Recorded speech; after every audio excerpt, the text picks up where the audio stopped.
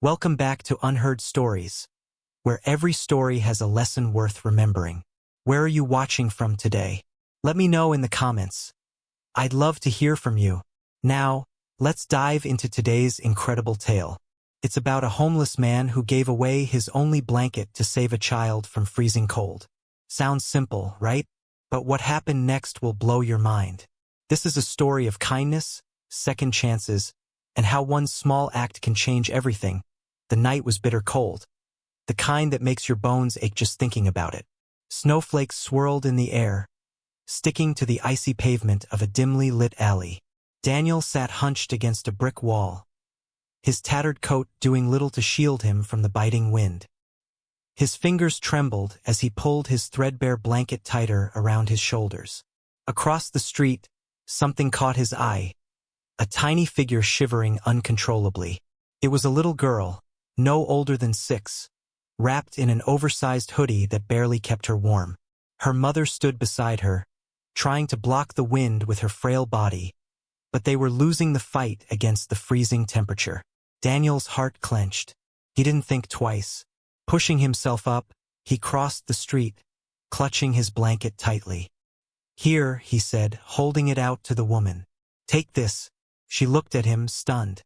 "But you need it more than we do." "The kid needs it more," Daniel replied simply. As he walked back to his corner, teeth chattering without his blanket, a sleek black SUV parked nearby. Someone had been watching. Inside the SUV, the family sat silently, their breath fogging up the windows. Michael, the father, gripped the steering wheel tightly, his eyes fixed on Daniel as he returned to his spot in the alley. Sarah, the mother, leaned forward, her hands pressed against the glass, tears welling up in her eyes. Ethan, their teenage son, slouched in the back seat, scrolling absent-mindedly on his phone, until he noticed his parents' expressions. "What's going on?" Ethan asked, looking out the window. "That man," Sarah whispered, pointing toward Daniel. "He just gave his blanket to that little girl and her mom."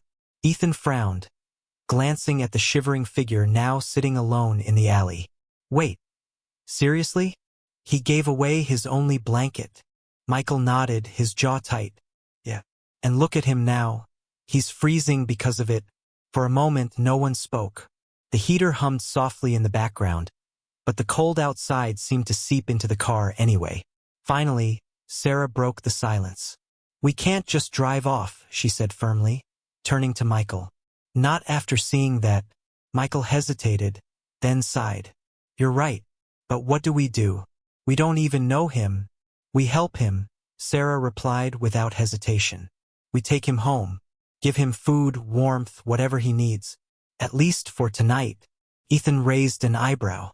"Mom, Dad, come on. You barely know the guy.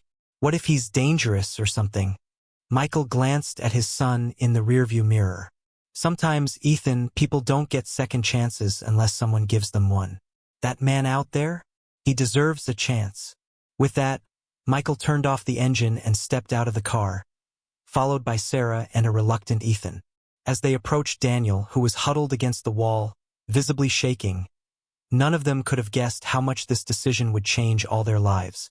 "Excuse me," Michael called softly, crouching down to Daniel's level. Daniel looked up, startled. His first instinct was to tense up. Years on the streets had taught him to be wary of strangers. But when he saw the concerned faces of the family standing before him, his guard lowered slightly. "You okay?" Michael asked gently. Daniel shrugged, avoiding eye contact. "I've been better." Sarah stepped forward, holding out a thermos. "Here, it's hot chocolate. Thought you might need it." Daniel hesitated, then took the thermos with a nod. "Thanks," he muttered, taking a cautious sip. The warmth spread through him instantly, chasing away some of the numbness. As Daniel drank, Michael exchanged a glance with Sarah. Then, clearing his throat, he asked, "Do you have somewhere to go?" "Somewhere safe." Daniel shook his head, setting the thermos aside. "Nah, been on my own for a while now." "Well," Michael said, standing up straight, "what if we changed that?" Daniel frowned, suspicion creeping back into his expression. "What do you mean?" We mean, Sarah chimed in, her tone gentle but firm, that we'd like to offer you a place to stay. At least for tonight. Maybe longer, depending on how things go. Daniel stared at them, stunned. Was this real? Or was it some cruel joke? He'd learned the hard way not to trust easily. You don't even know me, he said finally, his voice tinged with bitterness. Why would you do this? Because, Michael replied, his eyes locking onto Daniel's. Sometimes the best way to fix the world is to start with one person. And tonight, that person is you. For a long moment, Daniel didn't move. The weight of the offer, and the hope it carried, pressed down on him. Finally, he nodded slowly, almost imperceptibly. Okay, he whispered. I'll come. Little did he know, this decision would set off a chain reaction that would transform not only his life, but theirs as well. The ride to the family's house was quiet, save for the soft hum of the car's heater. Daniel sat awkwardly in the back seat, clutching the thermos like a lifeline. Every so often, he glanced out the window, half expecting to wake up from this surreal dream. When they arrived, Sarah led him inside, guiding him to the living room where a cozy fire crackled in the hearth. For the first time in years, Daniel felt warmth, not just physically, but emotionally. Here, Sarah said, handing him a thick blanket. Get comfortable. I'll grab you some clothes and food. As Daniel wrapped himself in the blanket, Ethan lingered in the doorway, watching him curiously. So, why'd you give your blanket away? Ethan blurted out, breaking the silence.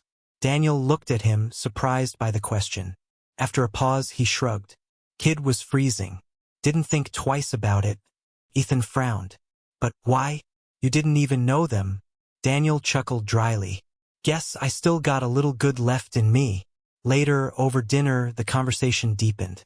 Michael asked about Daniel's past, and though hesitant at first, Daniel opened up. He told them about his life before homelessness. How he used to be a carpenter, proud of his work, until addiction and bad choices cost him everything. Sarah listened intently, her heart breaking for him. It takes strength to admit all that, she said softly. And it takes courage to try again.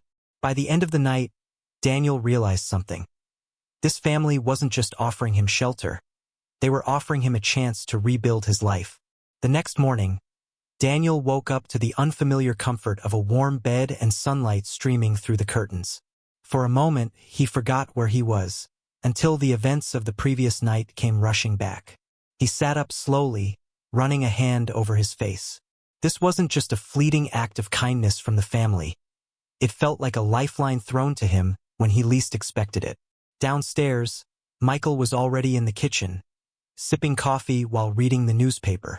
When Daniel entered, looking uncertain, Michael smiled warmly. Morning, Michael greeted him. Sleep well. Daniel nodded, still feeling out of place. Yeah. Thanks for letting me stay.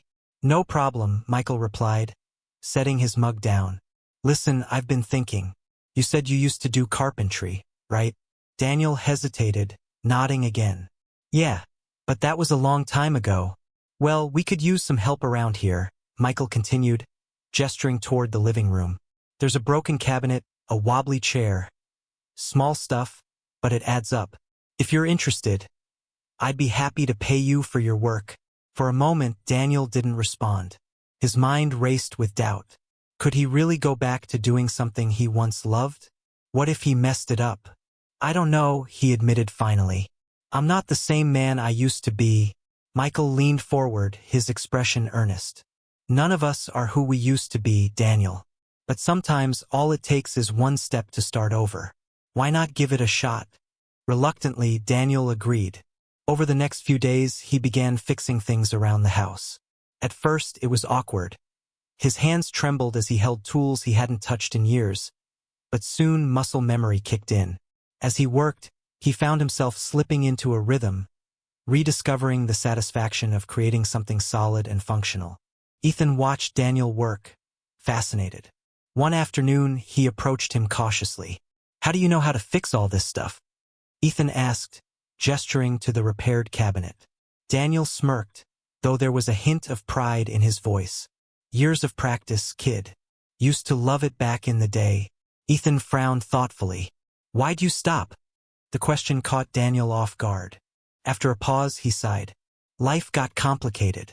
Made some bad choices. Lost everything. Ethan studied him for a moment before nodding. Well, you're pretty good at it. Maybe you should keep going. Meanwhile, word spread among the neighbors about Daniel's skills. Some were curious, others skeptical. A few whispered behind closed doors, questioning why the family had taken in a stranger. One neighbor even confronted Sarah directly. Are you sure about this, Sarah? The woman asked, her tone laced with concern. You barely know him. Sarah met her gaze steadily. Sometimes people deserve a second chance. And Daniel's proving himself every day. When Ethan heard about the gossip, he surprised everyone by defending Daniel fiercely. He's helping us. Ethan snapped at a classmate who mocked the situation. He's fixing things my dad doesn't have time for. Why does everyone have to judge him? His words silenced the critics, at least within their household, and strengthened the bond between him and Daniel. As weeks turned into months, Daniel's confidence grew. With Michael's encouragement, he started taking on small jobs outside the house. Neighbors who had initially doubted him now sought his expertise, impressed by the quality of his work. Word of mouth spread quickly, and soon Daniel was receiving calls from strangers asking for his services. One day, Michael sat Daniel down for a serious conversation. You've got talent, Daniel, Michael said, leaning back in his chair. Real talent. Have you thought about starting your own business? Daniel blinked, stunned. My own business? Me? Why not? Michael pressed. You've got the skills and people trust you. All you need is a little push. With Michael's guidance, Daniel took the leap. He registered a small carpentry business, using the money he'd saved from odd jobs to buy basic tools. The family helped him design flyers and spread the word online. Within weeks, orders poured in, from custom furniture pieces to home repairs. Daniel couldn't believe it. For the first time in years, he felt a sense of purpose. Each completed project reminded him of what he was capable of achieving. But the ripple effects of kindness didn't stop there. One evening, as Daniel finished repairing a wooden toy for Ethan, Sarah walked in, holding an envelope. This came for you today, she said, handing it to him. Inside was a letter from a local nonprofit organization. They'd heard about Daniel's journey and wanted to feature him in their upcoming campaign. A story of resilience and redemption. Tears welled up in Daniel's eyes as he read the letter. I can't believe this. Sarah smiled softly. Believe it, Daniel. Your story deserves to be told. Flash forward 2 years. Daniel now owned a thriving carpentry workshop, employing others who, like him, needed a second chance. He often visited shelters, sharing his story and offering apprenticeships to those eager to learn a trade.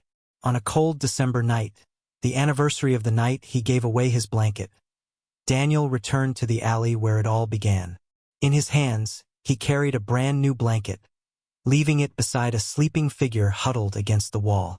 As he walked away, he whispered to himself, kindness always comes full circle, and that, my friends, is the power of kindness. The narrator concludes, addressing the audience directly. The single act of selflessness changed not only Daniel's life, but also the lives of everyone around him. It proves that no matter how dark things may seem, there's always hope. And sometimes, that hope comes wrapped in the simplest gestures. What did you think of this story? Let us know in the comments below. Did it inspire you to perform an act of kindness today? If so, share your thoughts. We'd love to hear them. If you enjoyed this video, don't forget to hit the like button, subscribe to Unheard Stories for more heartwarming tales, and turn on notifications so you never miss an update. Every story has a lesson worth remembering, and we're here to bring those lessons to life. Thank you for watching, and remember, kindness costs nothing, but its rewards can change everything. Until next time, take care, and keep spreading positivity wherever you go.